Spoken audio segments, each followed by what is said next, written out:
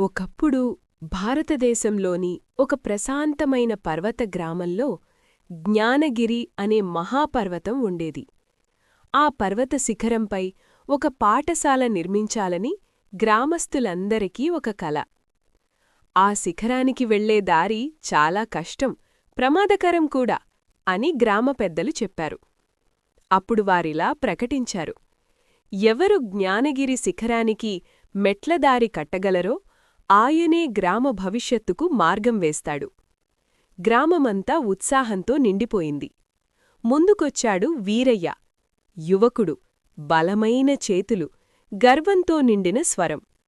నేను అందరికంటే వేగంగా ఈ పర్వతంపై మెట్లు కడతాను అని ధీమాగా అన్నాడు. ప్రజలు చప్పట్లు కొట్టారు.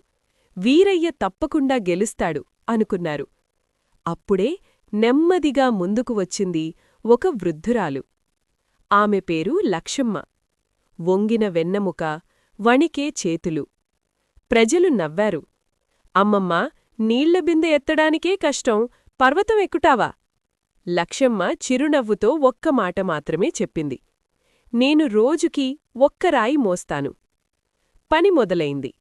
వీరయ్య భారీ రాళ్లు మోస్తూ వేగంగా పైకెక్కాడు.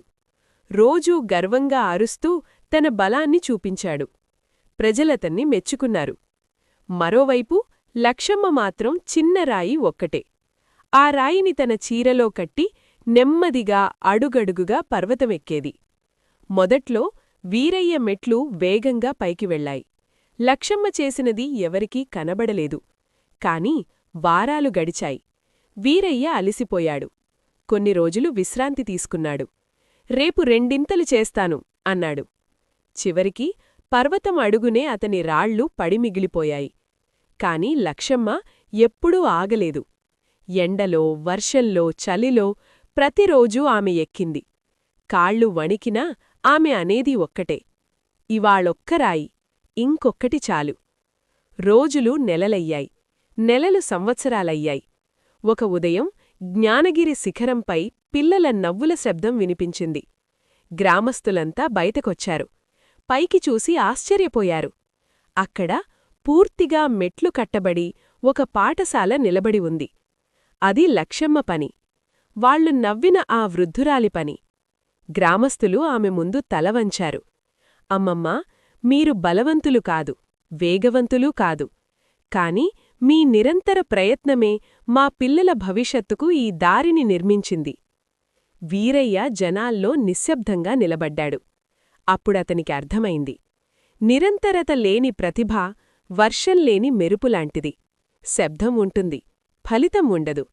ఆ రోజునుంచి ఆ మెట్లను సహనమార్గం అని పిలిచారు. దూరదూరాలనుంచి పిల్లలు ఆ మార్గం నడిచి విద్య కోసం పైకెక్కేవారు.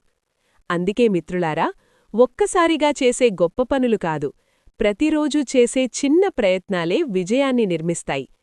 ఈరోజు నీ రాయిని మోసుకో, రేపు ఇంకొకటి. ఒకరోజు నీ భవిష్యత్తు శిఖరానికి నీవే దారివేస్తావు. ఎందుకంటే ప్రతిభను కాదు, నిరంతరతనే విజయం ఓడించలేను.